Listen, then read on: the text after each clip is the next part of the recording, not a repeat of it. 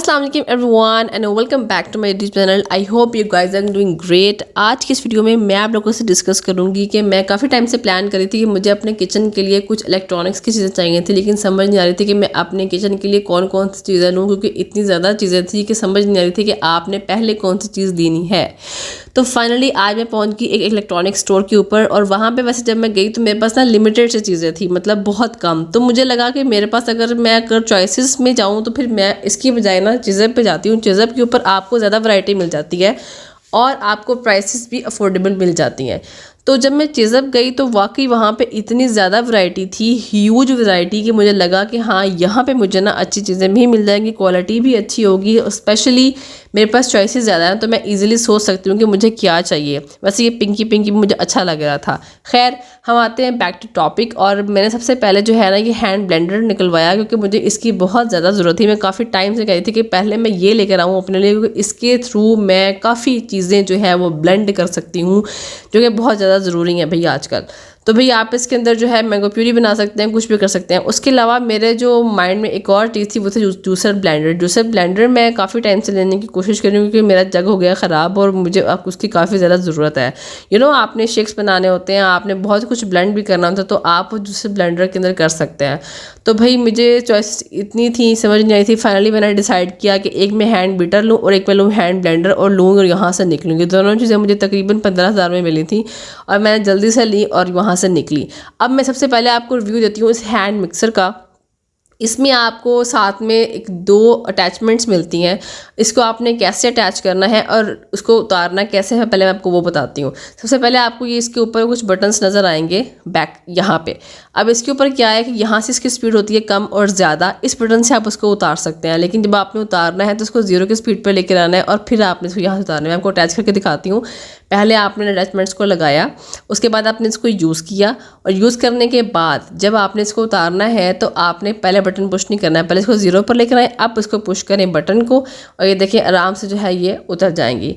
इसी तरीके से आप इसकी दूसरी अटैचमेंट्स को भी साथ लगाएं, और लगाने के बाद जब आपने यूज़ करना हो यूज़ करें, और यूज़ करने के बाद आप इसको दोबारा से इजीली उतार सकते हैं। भाई ये तो मैंने आपको बहुत बड़ा मसला हल वैसे कर लिया, जस्ट जोकिंग। उसके बाद अगर हम इस मिक्सर की बात करें तो ये काफ़ी ज़्यादा मुझे लग रहा है कि एक्सपेंसिव है, क्योंकि ये मुझे 9500 का मिला था। और लेकिन ये है कि मैंने अभी तक इसको यूज़ नहीं किया। जब मैं इसको यूज़ करूँगी तो फिर मैं आपको इसका फीडबैक भी दूँगी कि ये कैसा रहा। और सबसे बड़ी बात उसकी ये थी कि ये जो इसको स्विच को अटैच करने के लिए मुझे एक और स्विच की ज़रूरत पड़ेगी, जो कि मुझे उस पर बुरा लग रहा था। खैर ये है इसकी टोटल चीज़ें। अब हम आते हैं हैंड ब्लेंडर के ऊपर। ये है इसके वारंटी कार्ड्स। और उसके बाद हम सबसे पहले ये जार की बात करें तो ये जार है प्लास्टिक का, अच्छे वाली क्वालिटी की प्लास्टिक है। लेकिन मेरा दिल ये था कि ये प्लास्टिक की बजाय ना ये ग्लास जार होना चाहिए था, क्योंकि ग्लास जार जो है ना, एक तो उसकी लुक बड़ी अच्छी सी आती है और सेकेंडली वो आपको ज़्यादा प्यारा लगता है, अट्रैक्टिव ज़्यादा लगता है। खैर अगर हम इसकी बात करें तो ये बटन जिसकी स्पीड को कम करने के लिए नहीं है, ये आप इसको किस तरीके से मूव करेंगे, ये उसको मूव करने के लिए है, जो ब्लेड्स को यानी कि आपने कब मूव करना है। यहाँ से जब बटन प्रेस करेंगे तो ये इसका थोड़ा अलग सा हो जाएगा, और इसको आप वॉश कर सकते हैं, ड्राई कर सकते हैं। इसके 3 ब्लेड नीचे लगे हुए हैं, आप इसको अच्छे तरीके से वॉश करें, इसको ड्राई करें, ऐसे अटैच करना है, ठीक है। तो अब ये अटैच हो गया है। उसके बाद अगर हम इसकी स्पीड की बात करें तो इसके टॉप के ऊपर एक बटन लगा हुआ होता है, यहाँ से आप इसकी स्पीड को कम और ज़्यादा कर सकते हैं। बस मुझे जार का दुख लगा हुआ था, ये जो जार है ना ये प्लास्टिक का नहीं होना चाहिए था, ये ग्लास जार होना चाहिए था। खैर मैंने आपको भी ऐसे यूज़ करके भी दिखाया है। इस तरीके से आप इसके अंदर डाल के कोई भी चीज़ आप मैंगो प्यूरी बना सकते हैं। अच्छा जी, मैं बना रही थी आज कंडेंस मिल्क। कंडेंस मिल्क इतना सिंपल है, हम खाम बाहर से लेते हैं। भाई आप घर पर बनाएं आराम से, और आप उसको इंजॉय करें, घर की चीज़ें बनाया करें, नेचुरल चीज़ें बनाया करें।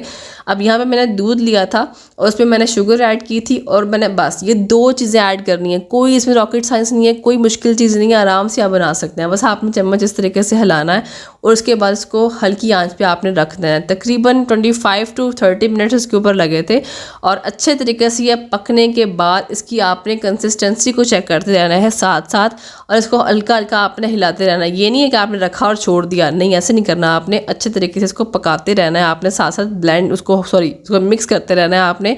और जब आप इसको हिलाते रहेंगे तो ये कंसिस्टेंसी इसकी आ जाएगी। देखिए आपका कंडेंस मिल्क आपको याद आ रहा है, जब आपने कमर्शियल्स में देखा हुआ बिल्कुल वैसा ही होगा, आपको भी निकाल के देखिएगा।